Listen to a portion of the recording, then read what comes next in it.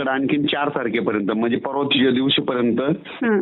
विखुरलेल्या स्वरूपाचा जुन्नर तालुका, जुन्नर, आंबेगाव, त्याच्यानंतर आहिल्यानगर, संगमनेर च्या पट्ट्यामध्ये काय होणार आहे, पारनेर 4 तारखेपर्यंत विखुरलेल्या स्वरूपाचा पाऊस पडणार आहे. हो हो. आता खूप काय मोठं पडणार नाही आणि 5च्या नंतर तिथला पावसाचा जोर देखील कमी होणार आहे आणि 6 तारखेला चांगली थंडीला सुरुवात होणार आहे आणि 7 तारखेपासून महाराष्ट्रातूनच पाऊस निघून जाणार आहे. म्हणजे उद्या 3 नोव्हेंबर आणि 4 नोव्हेंबर पर्यंत भाग बदलतच पडणार आहे. सर्व जोर नाही पडणार पण 2 दिवस तुम्हाला थोडं सहनच करावं लागेल आणि त्याच्यानंतर 5 तारखेच्या नंतर तुमचा पावसाचा जोर सुरू होणार, जोर कमी होणार आहे आणि त्याच्यानंतर 7 तारखेपासून राज्यातच थंडी येणार आहे. आता सर्व राज्यातला पाऊस कसा कसा येणार आणि कशी थंडी येणार ते सांगतो. तर काय होणार आहे, आता आज 2, 3, 4 तारखेपर्यंत राज्यामध्ये काही जिल्ह्यामध्ये समजा एखाद्या जिल्ह्यामध्ये समजा अहिल्यानगर गावामध्ये समजा 500 जर गावं असले तर 100 गावामध्ये पाऊस पडणार आहे. म्हणजे ह्या 2 दिवसामध्ये म्हणजे लई खूप सगळीकडे पडणार नाही, तुरळक पडणार आहे, कोणाला सोडून देखील जाणार आहे. खूप काही मोठं नसणार आहे, त्याच्यामुळे काही घाबरायचं कारण नाही. काही सरी येतील 10 मिनिटाचे येतील 15 मिनिटाचे असाच पाऊस पडणार आहे. त्याच्यानंतर काय होणार, सगळीकडला पाऊस 7 तारखेपासून कायमचाच निघून जाणार आहे. 5 तारखेला थोडी थंडी जाणवेल, 6ला थोडी जास्त वाटेल आणि 7 तारखेला चांगली थंडी जाणवायला सुरुवात होणार आहे. म्हणून हे लक्षात येतं. तर सुरुवातीला ही थंडी कशी येणार आहे तुम्हाला सांगितलं. मी आता आहे उज्जैनकडे आलेलो आहे इकडे दर्शनासाठी.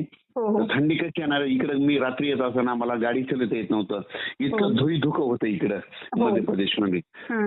तर मग ही थंडी काय होणार आहे, 5 तारखेला नंदुरबार जिल्हा, नाशिक जिल्हा, इगतपुरी, निफाड तालुका, जळगाव जिल्हा, धुळे जिल्हा, त्याच्यानंतर मालेगाव, नांदुरा, इकडे बुलढाणा घाटाच्या खाली, त्याच्यानंतर खामगाव, शेगाव, अकोट, अचलपूर, दर्यापूर, वर्धा, नागपूर, भंडारा, गोंदिया 5 तारखेला ह्या पट्ट्यामध्ये अशी थंडी जाणवायला सुरुवात होईल म्हणजे उत्तरेच्या या जिल्ह्यामध्ये. 6 तारखेला ती थंडी काय होईल, तुमचं संगमनेर, अहिल्यानगर, त्याच्यानंतर संभाजीनगर, त्याच्यानंतर बीड जिल्हा, जालना जिल्हा, परभणी जिल्हा, वाशिम जिल्हा, हिंगोली जिल्हा, यवतमाळ जिल्हा, अकोला जिल्हा ह्या पट्ट्यामध्ये 6 तारखेला थंडी जाणवणार म्हणजे तिथपर्यंत पुढे सरकेल. आणि 7 तारखेला ही थंडी काय होईल, सातारा, सांगली, सोलापूर, कोल्हापूर, पुणे, पुन्हा त्याच्यानंतर इकडं धाराशिव जिल्हा, लातूर जिल्हा, बीड जिल्हा, परभणी जिल्हा, नांदेड जिल्हा, यवतमाळ जिल्हा 7 तारखेला तिथपर्यंत पोहोचल आणि 8 तारखेला लगेच ती थंडी कर्नाटककडे जाईल. 8 तारखेच्या नंतर मग 9ला कर्नाटक संपूर्ण थंडीमध्ये व्यापून जाईल.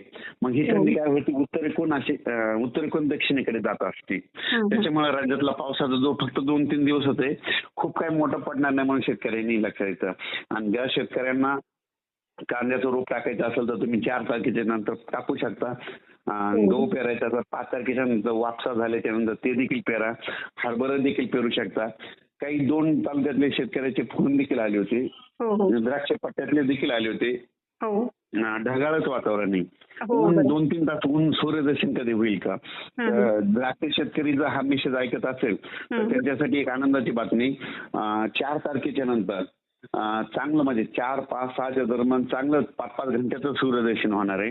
मग त्याच्यामध्ये तुम्ही त्या द्राक्षाच्या कोणत्या फवारण्या असेल तर त्या फवारण्या पीक त्या करू शकता.